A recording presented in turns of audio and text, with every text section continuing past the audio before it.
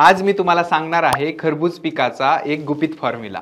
लागवड ते उत्पादन फक्त 1 मिनिटात। योग्य जात निवडा जसं की बोनस आणि लागवडीचा अंतर 2 ओळींमध्ये 4 ते 6 फूट आणि 2 रोपांमधलं अंतर 1.25 फूट ते 1.5 फूट ठेवा। बेसल डोस साठी ठिबक असल्यास निंबोळी पेंट 200 kilo, SSP 200 kilo, potash 100 kilo, गंधक 3 किलो, भूमिका 4 किलो आणि ठिबक नसल्यास calcium 10 kilo, magnesium 15 kilo, boron 3 kilo हे वरील खतांसोबत मिक्स करून टाका। लक्षात ठेवा ही सर्व खते बेडमध्येच व्यवस्थित मिसळा।